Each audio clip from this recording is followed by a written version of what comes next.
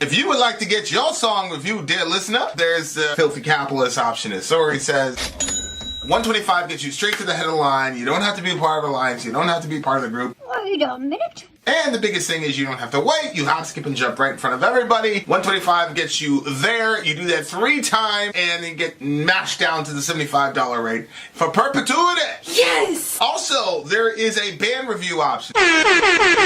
So if you've got a band and you're trying to get your band some exposure, hit me up at vinsori@gmail.com, and I'll show you the details about how to pull that off. You can also jump on Patreon, and there is a option on the tiers to be able to get your band reviewed. Yep. Obviously, we can't lie to you, so we can't guarantee a positive review. Get what you get. It's just rubbish. Rubbish. Rubbish. That's British for garbage. My favorite is the community option. $1 at the gate gets you in a Patreon. You get to join an alliance. The alliance joins their points together, and that helps determine what songs that we do. The alliances hang out on Discord.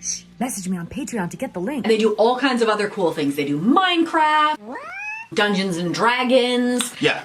It's really a community within the community. Anybody can go in the village, facebook.com/Vin and Sori. There's 160,000+ people on the channel.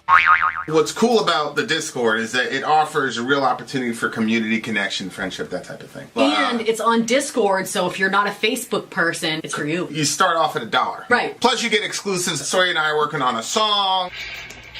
So the first 15 seconds of that was on Patreon. Also, at $15 tier and above, when we actually debut the video, they're going to be there live with us. There you are, dear listener. Buy our merch. Buy our merch indeed, it shall lead them. Yes, to buy our merch. Yes, link is in the description if you're interested in buying the merch and checking it out. We have that really cool design back there on a shirt now, so yay. Okay, so next up on our list, you guys, we're doing a band by the name of Witchcraft. Yes, we are Christians. Yes, we are going to react to Witchcraft. The name of the song is Samaritan Burden. Maybe the Samaritan offsets the witchcraft. Well, is the name of the band Witchcraft? Is the name of the band Samaritan Burden? Well, you know what? He does really good. Band is named Witchcraft. Song is Samaritan Burden. As I said. He said, note, I can't solve this riddle. Okay. There's a riddle? I don't know. We shall soon find out. Now I'm extremely interested because once I hear that there's a riddle and someone can't figure I feel out, like there's a challenge. Hold on, let me make sure these lyrics. Do you have the lyrics up yet? If you he's got the link to the lyrics and everything. He gave us the hook. Okay, he gave us the hook up. All right, guys, here we go. Witchcraft, Samaritan Burden, and let's do it.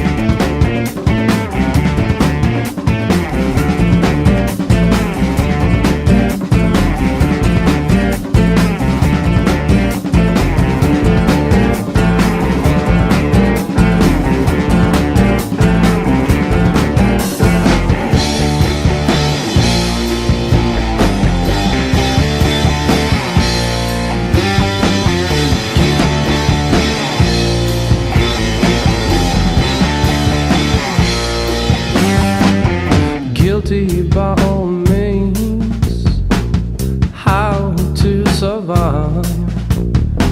This day means so much. I paid my debts to you.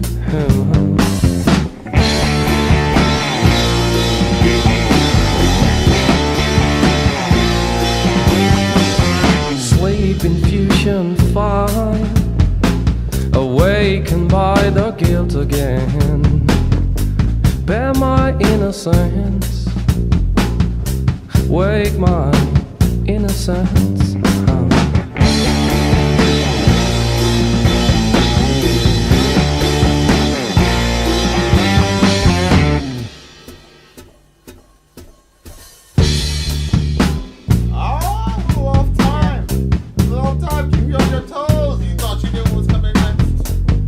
Actually, I felt it. So.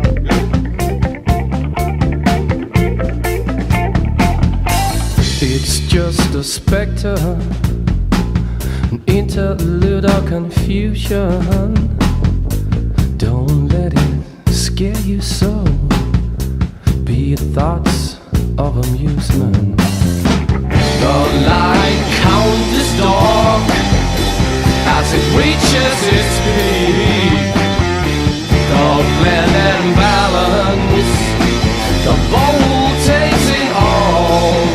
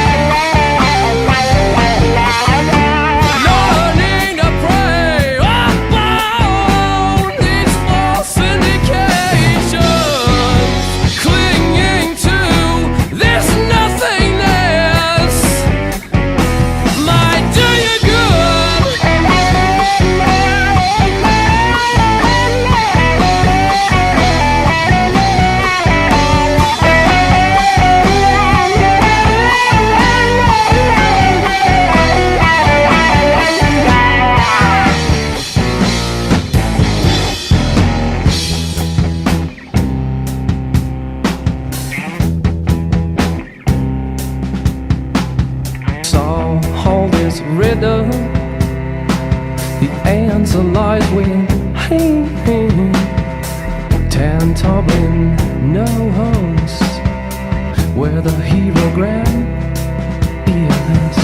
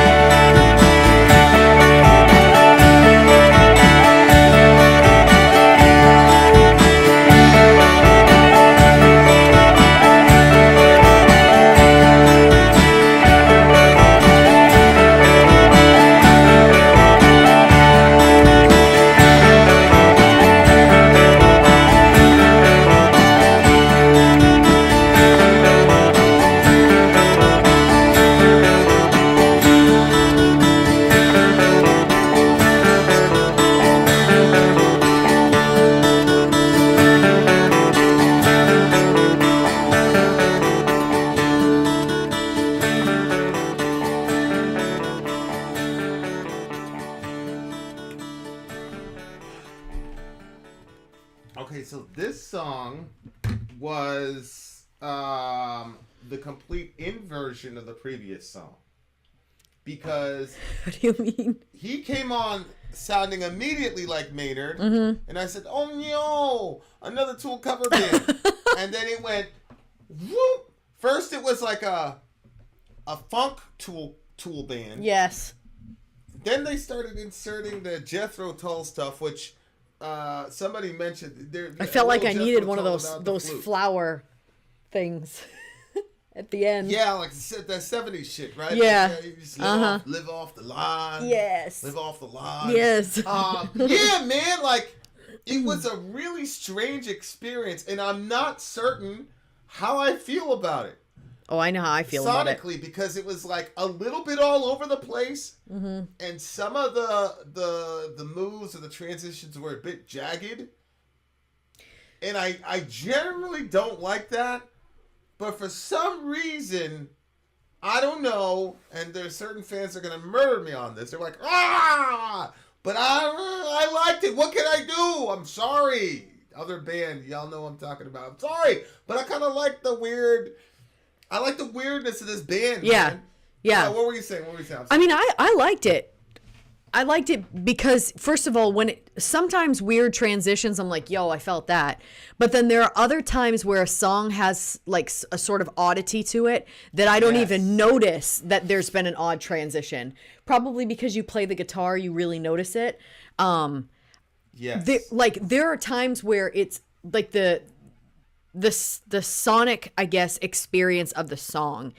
You're like on this ride, and then if it skips a thing, you feel like that gap. Like, you remember that Donkey Kong game with when you're in the carts and you had to jump just at the right time to make it onto the next track. Yeah. But this one to me wasn't like that. It was kind of odd. Plus the discussion talking about guilt. Guilt makes you feel off. It kind of like it doesn't really have like a flow to it. Like, it's kind of like ugh. And I thought it was interesting because it's called Samaritan Burden, and I mean, I really don't know like if they're talking like when people say the Samaritan or the Good Samaritan, we're all talking about the same story, and I don't know if it has anything to do with that. Guilty by all means, how to survive this day means so much. I've paid my debts to you. Yeah. So I didn't know if it literally, if it had anything to do with the Good Samaritan or what we were talking about. I think there's probably some correlation between, in this guy's mind, because the whole point of the Good Samaritan is that you had two other people in the parable that did not fulfill their obligation. And so, in essence, they were guilty. So you had this guy, he's beat up, and one guy is basically an expert in religion, and that guy crosses the street. Then another guy is like an evangelical Christian, basically. Is the equivalent of an evangelical Christian. I don't know if it's actually in the Bible passages, but in like the kids' versions, which I always really liked, that one that was like an expert in the law that crossed the street. Yeah. He would, like, in that, they always made it like, well, he was going to be going to the temple, and to get to the temple, like, you couldn't touch unclean people or do this or that thing. And so he made a religious reason for why he left that guy in the ditch, which I thought was really good, because a lot of times people will do that. Which I mean, religious people will always find some way to to violate the greatest commandment. They'll always use the commandments to violate. They'll always use the lesser commandments to violate the greater commandment. So the other guy was like an evangelical Christian, basically. He's like, I'm out of here. And then the bad guy, which in modern days will be LGBT or a Muslim or an atheist or whatever. That's the guy that helps out the guy that's in trouble. And so the point is that there's guilt on the other two guys. You're supposed to look at the other two guys and go, oh, those guys suck. And that's why Jesus ends up getting crucified, because the people that they usually put guilt on, he makes the hero. Yeah. And the people that they thought were the heroes were the guilty ones. Well, the road was really dangerous where they would have to travel. Yeah, and 100%. So the guy that had gotten injured was robbed and beaten on that road. Right. And so nobody really wanted to put their safety on the line to help this guy. And secondly, what are you going to do when you help him? You're going to bandage him up with your stuff. You're going to bring him, like, what the Samaritan did was absolutely insane. Like, he took his money and he put it to taking care of the guy. Babe! You like saying it, don't you? Because of how people feel about it. I don't like saying it. You just said it like 18 times. I don't like saying it. That's what we've been hearing. Every time you say you're supposed to help somebody, they call you a Marxist. So I just wanted the Christians to understand that we're talking about a dangerous. He put his own money. A dangerous brown guy who's out here telling people Marxist shit. Yeah. We got to kill that guy. Go ahead. takes his own money and he puts it to help the problem. His own money. That's for all you Christians. The interesting thing is, it was, the one, like you just said, the LGBT, whatever, like all the different groups of people that you just listed. The bad people. And, you know. The bad people. Yeah. I mean, if I was busted up on the side of the road and they said, there's two people that are coming past you. One is a very religious person in a choir robe, and the other one is tattooed, smoking.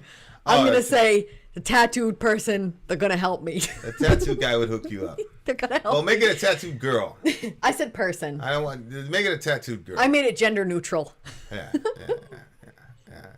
They might be overcome. Anyway, we all went to see Allah after that.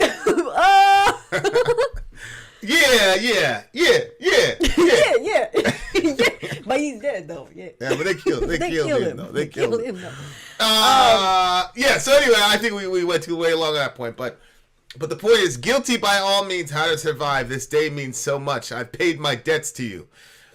Okay, what the song is about or what it meant to me are two different things. You can go on what it's about. For me, it was a lot about guilt, and I like that because I'm you know, Vinny, he says the F word, and that's how he's a bad Christian.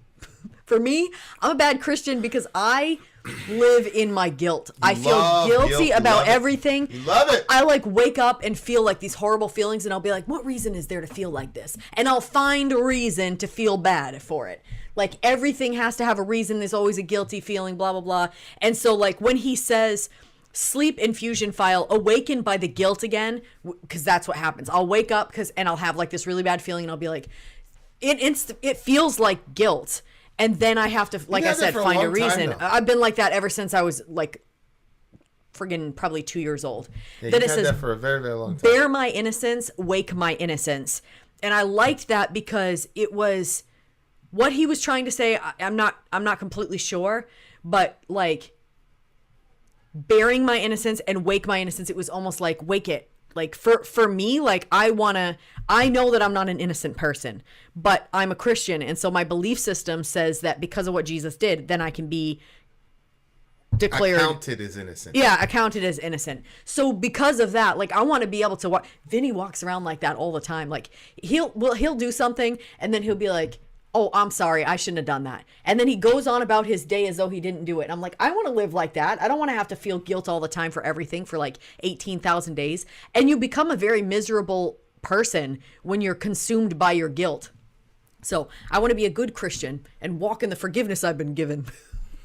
So when he said that part, I could relate with that. And I could relate with the way that the song sounded. But go ahead. What were you going to say about the song? And I feel like I've solved the riddle at the end. Okay. Yeah, I would like to hear your solution to the riddle. Okay. But it's just a specter. Well, it's interesting because usually, you know, somebody has to bear guilt. Mm-hmm. Like a lot of times in Leviticus, it's like such and such. He will bear his iniquity. Mm-hmm. He'll bear his. But here he flips it because he's carrying guilt. So he's looking to this other person or this whatever to bear his innocence or to wake his innocence, basically to help him escape from guilt, which I really actually like as a literary device. That type of irony is brilliant. Yeah. Because like if you look at the term wake, and I'm like hyper literalizing it, but wake would be as if from a dream, and obviously, from a Christian construct, I look at God as ultimate reality. You know, I was having a conversation with a person that's very dear to me. I don't know if I'm very dear to them, but they were talking about dualism and goodness and badness, and I didn't have the time because that was not the forum for the discussion. But goodness is a real ontology in itself. Mm-hmm. Badness is simply a depletion of goodness. So I don't need badness to know what goodness is. Right. You have to have goodness to know what badness is. Mm-hmm. But I don't need badness to know what goodness is. I go, well, what do you compare it to? I compare it to God. Right? So if I want to know what good is, I just compare what is this thing compared to God. Right. If I want to know what badness is, I'd say, okay, well, what is this thing compared to good? And so I don't need badness for goodness to exist. Yeah. Okay. Yeah. So then it says, I'm with you. I'm so then, tracking with you. okay, so if that's true, and it is, then guilt comes from badness. So Yeah. if I wake up to ultimate reality, then guilt would have to leave. Because guilt is a consequence of badness. It's a part of the dream. It's a part of the it's a ghost, as it were. It's not ultimate reality. Ultimate reality is goodness, and there is no guilt in goodness, which is why John tells us there's no fear in love, but perfect love casts out fear, because fear has to do with punishment. And the one who fears hasn't been perfected in love. Why? Well, love is ultimate reality. Fear is not ultimate reality. It says fear has torment. Fear. That's true. Fear is part of the dream. It's not ultimate. So when you wake up to ultimate reality, then fear has to go. And it's obviously the same concept with guilt.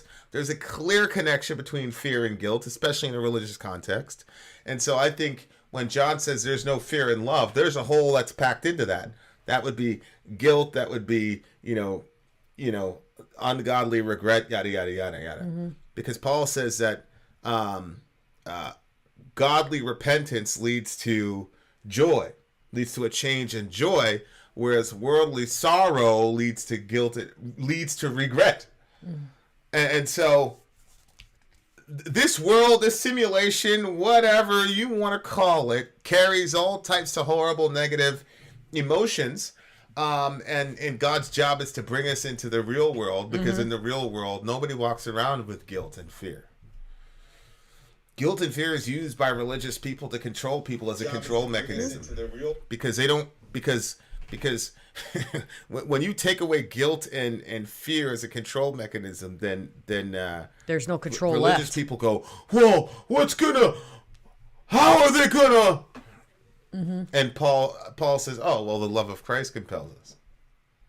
So now the But if you don't the know control love- mechanism is love, and love is part of the ultimate reality. It's part of the real world. Right. Right. Guilt and fear is not part of the real world, so it can never really drive the engine because it's not ultimate and real. It's part of the simulation. Go ahead.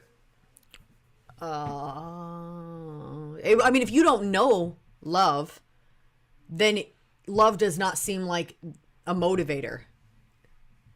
It seems like a way to get tricked. What do you mean? It seems like a way to get tricked. Like if love is the motivator, then it seems like it would be easy for people to, like, if the church was motivated by love and they were motivating other people by love, because they are so accustomed to motivating by fear, that it seems like if you don't motivate by fear, that you're just going to let everything's going to go wild. Yeah. But that's another fear in itself. Yeah. And that's that, and everything going wild is Again. another torment that they're afraid of. It's Yep. part of the illusion of this reality outside of ultimate reality, which Right. is God. And so Amy say, if there's no goodness or concept of the same, there should be no guilt either. Well, yeah, if there's no goodness, then there could be no guilt.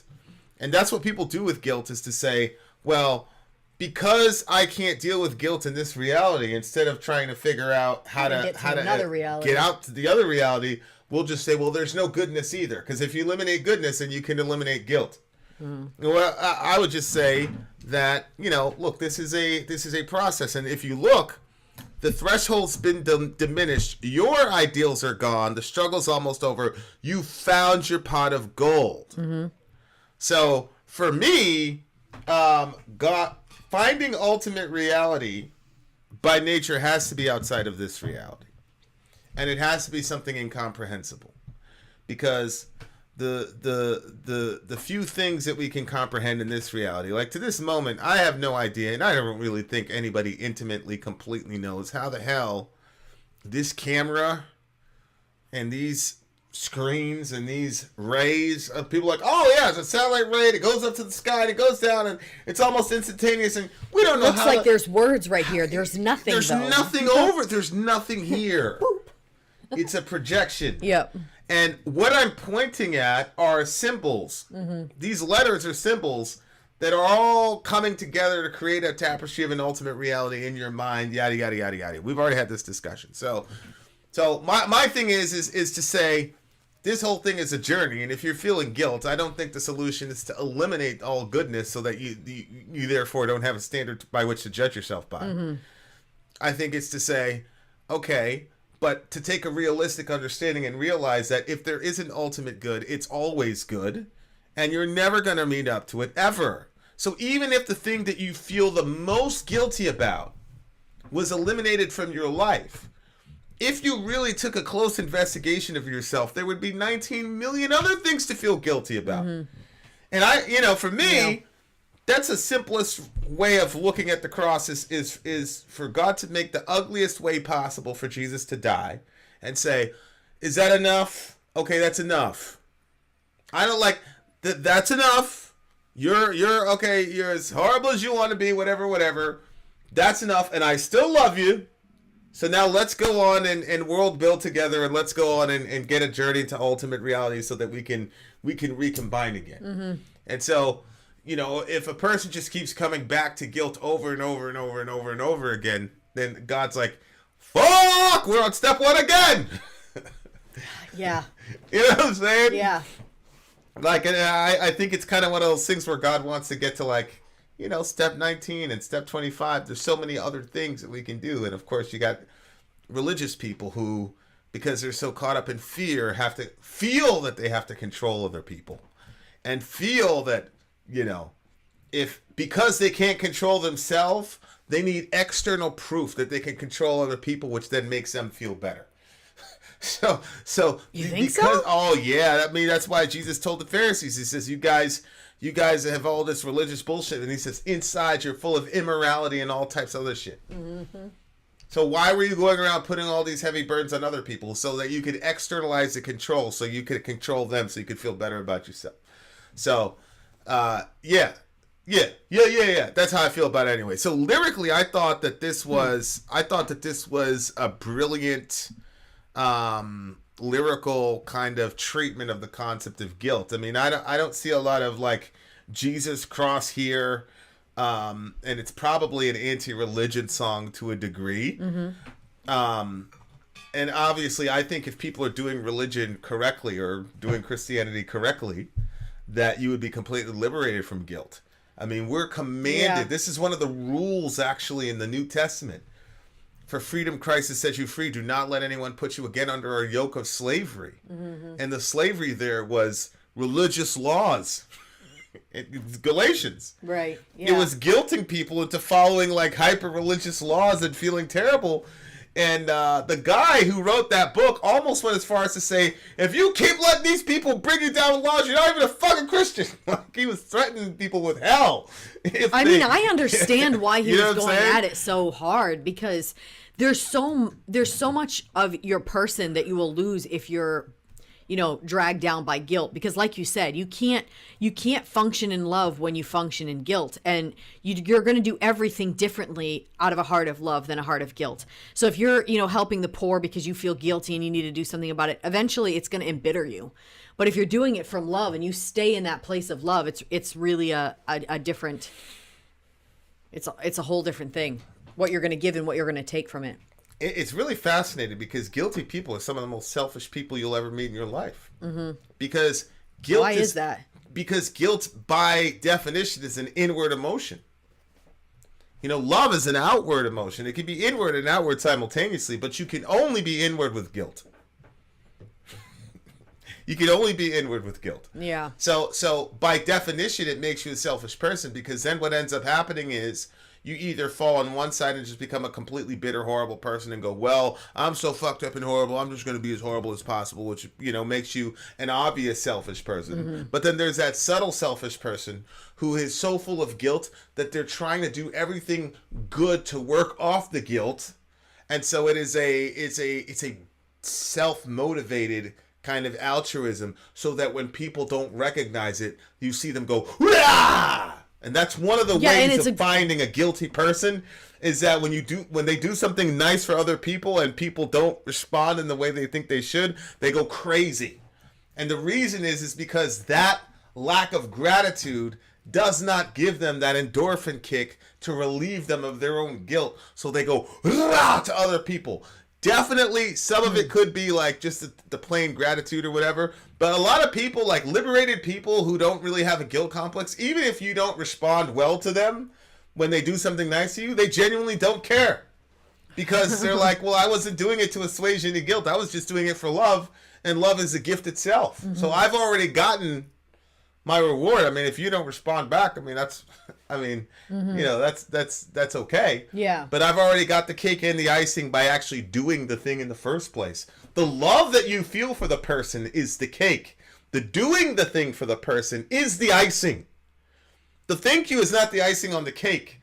The doing the thing is the icing on the cake, because being able to love a person purely is already the cake. But being able to express it tangibly mm-hmm. is the icing. So if the person, if you've just eaten like the most awesome cake ever, and somebody comes up to you and says, "Oh, that cake was trash," you're gonna be like, "Okay, I mean, I enjoyed it, but okay." But a guilty person can't experience giving like that. A guilty person has to experience, they have to get that feedback loop mm-hmm. because they've already got a vocals in their head telling them, "You're horrible, you're horrible, you're horrible, you're horrible, you're horrible." Mm-hmm. So they have to get that feedback loop to have somebody else say, "Oh no, you're good, you're good, you're good, you're good." So if they don't get that, watch out. They will cut your throat, boy. Oh, it's not good. Scary. Anyway, I went on a complete rant. What do you give this song? 8.9. Danny goes, "I feel guilty dropping in the middle of the guilt and cake conversation." 8.9. I thought this was very intelligent lyrically, so I'm going to give it a 8.999. Okay. Right there at a 9. Although I was just very, very impressed with what this band did. Yeah. Lyrically and vocally. Yeah. Because I'd never heard anything like this before. Oh, also, I think that, so at the end of it, it gave two, can you pull those lyrics back up? Yes. So I had to look up, obviously, the two words that were involved in the riddle. The first one, it looks like it's some character from something or another. And then the other word at the end was like a symbol or a sign. So I think it has to do with some... Tantablin knows where the hero Yeah, that's is. A character, knows where the symbol or the sign is. So I think that it fits in with this song, but we don't know the actual story of that character, so... Solve this riddle. The answer lies within. Tantablin, well, hierogram. What, a hierogram? That's a symbol or a sign. Snake, right? Well, it said a sacred inscription or symbol. Yeah, but the symbol... Go to image. That's a snake? Yeah, that's right there. Huh? What is that? I think that's the original sign. Each moment spent on this bright blue planet is precious. Yeah, but it's a. I'm pretty sure the hierogram was a serpent. I'm not sure. So maybe it's saying that the answer lies within. Is that who's Tantablin? Who's that character? What does he do? I don't know anything about the character. See, Tantablin character, it's a comic thing. So he knows the symbol. So I'm assuming that in this, maybe he figures out like a game of you. Maybe he figures out the guilt thing. I don't know. I just think that... Interesting. I think that it has to do with the character. I guess I didn't really figure it out completely. It made a whole lot of sense in my head before we talked about cake. Some people carry guilt throughout their lives with no idea how to heal from it. I don't know how to heal from it either outside of Jesus. That's me. That's just me. Okay, we're coming right back with another jam, dear listener, and I'm not going to feel guilty about it at all. Vin out! Sorry out. Gone!